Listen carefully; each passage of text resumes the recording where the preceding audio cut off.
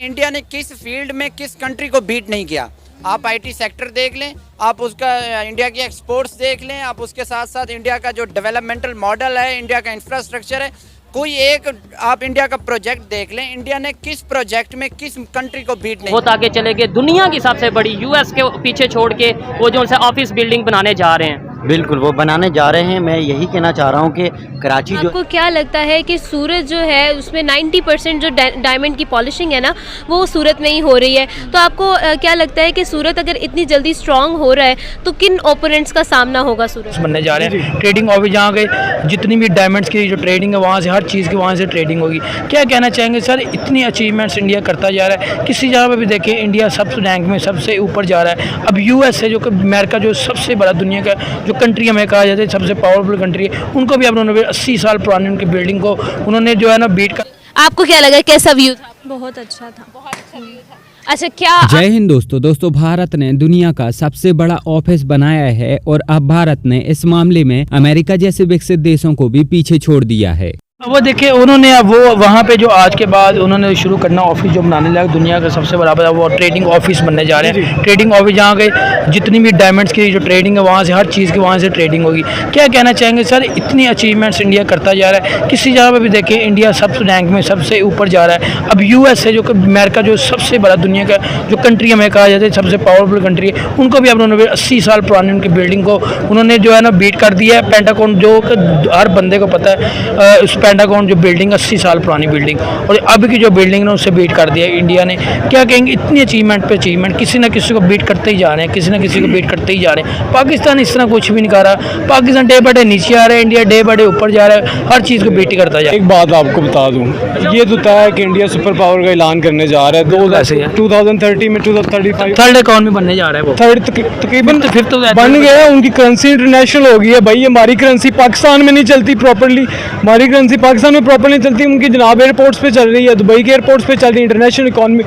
International currency उनकी registered हो गई है। और हम दरअसल हाल ही में अमेरिकन मीडिया ने दुनिया भर को बताया है कि भारत में गुजरात के सूरत में दुनिया का सबसे बड़ा ऑफिस बनाया गया है, जो कि अमेरिका के पेंटागन से भी बड़ा है। पेंटागन अब तक दुनिया का सबसे बड़ा ऑफिस था और पेंटागन अमेरिकन आर्मी का ऑफिस है, जिसमें अमेरिकन डिफेंस के सारे सीक्रेट फैसले लिए जाते हैं। अमेरिकन न्यूज एजेंसी CNN ने एक वीडियो जारी करते हुए बताया है कि भारत ने अपने राज्य गुजरात के सूरत में दुनिया का सबसे बड़ा डायमंड बोस बनाया है, जो कि तकरीबन 7.1 मिलियन स्क्वायर फीट में फैला हुआ है और इसे बनाने में तकरीबन 2700 करोड़ रुपए का खर्च आया है। आगे CNN का कहना था कि ये एक मॉडर्न बिल्डिंग है और इस मॉडर्न बिल्डिंग के बन जाने की वजह से भारत की अर्थव्यवस्था में एक जंप देखने को मिलेगा। हालांकि अब अमेरिकन मीडिया का तो इस बिल्डिंग पर ये सब कहना था, लेकिन अगर बात हम इंडियन मीडिया की करें तो इंडियन मीडिया का यहाँ पर कहना था कि इस बिल्डिंग को बनाने में 2700 करोड़ नहीं बल्कि तकरीबन 3000 करोड़ रुपए से ज्यादा का खर्च आया है। और भारत सरकार ने भी इस बिल्डिंग को एक बहुत ही खास मकसद से बनाया है। अब यह तो शायद आपको पता ही होगा कि सूरत के डायमंड पूरी दुनिया में बहुत ही ज्यादा फेमस हैं। ऐसा अंदाजा लगाया जाता है कि अगर पूरी दुनिया में 20 डायमंड बिके हैं तो उनमें से 18 डायमंड तो सूरत में ही डिजाइन किए गए होंगे, सूरत में ही उन पर पॉलिश किया गया होगा और सूरत में ही उनकी कटिंग वगैरह हुई होगी। तो कुल मिलाकर इस फील्ड में भारत पूरी दुनिया में बहुत ही ज्यादा फेमस है और इसी की वजह से जो भारत के डायमंड एक्सपोर्ट हैं वो भी बहुत अच्छे हैं। और फिलहाल अगर हम भारत के डायमंड एक्सपोर्ट की बात करें तो वो तकरीबन 26 बिलियन US$ से लेकर 27 बिलियन US$ के आसपास हैं। तो अब ये तो आपको पता चल ही चुका है कि चाहे फिर वो डायमंड की कटिंग वगैरह होनी हो या फिर उस पर पॉलिश वगैरह होना हो या फिर उसकी डिजाइन वगैरह बनानी हो, ये सारे के सारे A to Z काम सूरत में ही होते हैं। लेकिन अगर हम बात करें डायमंड की ट्रेडिंग की या फिर खरीदी बिक्री की तो ये सारे के सारे काम मुंबई की इस बिल्डिंग में किए जाते हैं। और इस बिल्डिंग को खास डायमंड ट्रेडर के हिसाब से ही बनाया गया है और इसमें डायमंड ट्रेडर्स को सारी सुविधाएं उपलब्ध कराई गई हैं ताकि वो आराम से यहाँ से अपना बिजनेस कंटिन्यू कर सकें। लेकिन अब यहाँ पर समस्या यही आ जाती है कि डायमंड का सारा काम सूरत में होता है, लेकिन खाली ट्रेडिंग करने के लिए आपको मुंबई में आना पड़ता है, क्योंकि मुंबई में ही वो सारी सुविधाएं उपलब्ध कराई गई हैं। तो यहाँ पर जो डायमंड के ट्रेडर्स होते हैं उनका समय तो व्यर्थ जाता ही है, साथ ही साथ उनको कई कई और समस्याएं आती हैं और इन्हीं समस्याओं को दूर करने के लिए भारत सरकार ने 2000 एकड़ में एक नई ड्रीम सिटी बनाने का प्लान किया, जिसमें भारत सरकार का मकसद था टेक्सटाइल और डायमंड के बिजनेस को बढ़ावा देना और इस ड्रीम सिटी में इन दोनों बिजनेस के लिए सारी सुविधाएं उपलब्ध कराना। और अब इसी के अंतर्गत सूरत में फिलहाल दुनिया का सबसे बड़ा ये ऑफिस बनाया गया है और अब यहीं पर डायमंड के सारे काम होंगे, चाहे फिर वो उसका पॉलिश हो या फिर उसकी डिजाइन वगैरह बनानी हो या फिर उसकी कटिंग वगैरह बनानी हो, यहाँ तक की जो ट्रेडिंग वगैरह है यानी कि खरीदी बिक्री है वो भी सारे के सारे काम यहीं पर होंगे। कुल मिलाकर एक ही बिल्डिंग के नीचे डायमंड के सारे काम किए जाएंगे ताकि ट्रेडर को किसी प्रकार से कोई परेशानी ना आए और भारत की जो अर्थव्यवस्था है उसको इसका ज्यादा से ज्यादा फायदा मिलता रहे। इस बिल्डिंग के बन जाने का डायरेक्ट इफेक्ट भारत की जीडीपी पर तो पड़ेगा ही, साथ ही साथ भारत में बहुत बड़ी मात्रा में रोजगार भी बढ़ेगा और दुनिया भर में भारत का नाम तेजी से फेमस होगा, क्योंकि भारतीय लोग जो डायमंड पर अपनी कलाकृति दिखाएंगे उसे पूरी दुनिया देखेगी और उसकी सराहना करेगी, क्योंकि जो भारत के डायमंड हैं वो अमेरिका से लेकर यूरोप और यूरोप से लेकर एशिया के कई बड़े बड़े देशों में एक्सपोर्ट किए जाते हैं।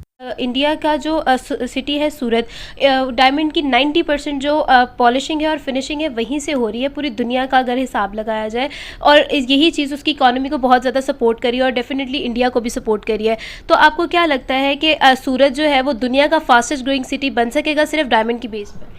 बन चुका है जी ऑलरेडी, सूरत एक्चुअली बन चुका है। उनके पास दो एजेस हैं, एक तो वहाँ पे रॉ मटेरियल बहुत है, फिर उनको गवर्नमेंट बहुत ज़्यादा सपोर्ट करती है। पहले बैंकॉक ने ऊपर आने की कोशिश की थी, मगर इस वक्त India one of the toppest country जो सेटिंग साइज डायमंड में ना, बारीक डायमंड में जिसको हम 5 सेंट 10 सेंट साइज़ कहते हैं, उसमें इंडिया टॉप पे है।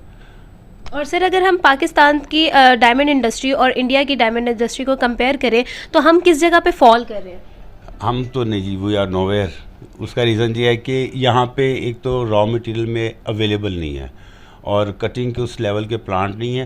हाँ, एक चीज़ ज़रूर है कि पाकिस्तान में यहाँ पे चीज़ें ख़त्म होती जा रही हैं। स्टील मिल का बड़ा नाम था वो हमारी ख़त्म हो गई, और इवन यहाँ कराची के जो पोर्ट्स हैं वो हमने गिरवी रख दिए जो दूसरे कंट्रीज़ के लिए। अब ये जो खबर आ रही है कि सूरत में इंडिया में जो सा दुनिया की सबसे बड़ी ऑफिस बिल्डिंग बनने जा रही है, क्या कहेंगे कि दुनिया की, यानी पहले पेंटागन में थी, 80 साल रिकॉर्ड रहा है, यूएस में सबसे बड़ी ऑफिस बिल्डिंग थी, अब वो सूरत में बनने जा रही है। वो कैसे डेवलपमेंट की तरफ जा रहे हैं? बम्बई तो छोड़े, हम सूरत का भी कंपैरिजन नहीं कर पा रहे, बहुत पीछे हैं बिल्कुल। वो कंपैरिजन में वो इसलिए आगे जा रहे हैं क्योंकि उनको खुद पे भरोसा है और वहाँ पे ना इकॉनमी को वहाँ पे उनको पता है यूटिलाइज़ किस तरह किया जाता है। फॉर एग्जांपल आप 2 रुपये लगा रहे हैं तो उनको पता है हम कहाँ लगा रहे हैं और वो 2 रुपये उनकी वैल्यू क्या है, ठीक है। और जिस तरह आप एग्जांपल ले लें कि पाकिस्तान में आपको पता होगा कि स्क्रैप के लिए यहाँ पे पोर्ट पे जो हमारा बलूचिस्तान का पोर्ट है, वहाँ पे ग्वादर पोर्ट, वहाँ पे एक जहाज़ आया था स्क्रैप के लिए। हम पाकिस्तान कराची वाले सोच रहे थे कि वो हमारे सैर के लिए आया है, वहाँ पे जाएंगे, वो हमारे लिए बनाया जाएगा, वहाँ पे जाके हम जो है एंजॉय करेंगे। वो पता नहीं था वो स्क्रैप के लिए आया। जिस मुल्क में दूसरे ममालिक स्क्रैप बेचते हैं तो सोचें उस मुल्क में हमारी क्या तरक्की होगी, और हम स्क्रैप लेके खुश हो रहे हैं कि यार वो हमारे ओसी को डिसमेंटल किया जाएगा, उसमें जो एसी हैं, इलेक्ट्रॉनिक के जो अप्लायंसेज हैं, उसमें जो। हालांकि इस बिल्डिंग पर आपकी क्या प्रतिक्रिया है आप मुझे नीचे कमेंट में जरूर बताओ, और अगर आपको ये वीडियो अच्छी लगी है तो प्लीज इस चैनल को सब्सक्राइब करके बेल आइकन जरूर दबाओ। मिलेंगे एक नई वीडियो में, तब तक के लिए जय हिंद, वंदे मातरम।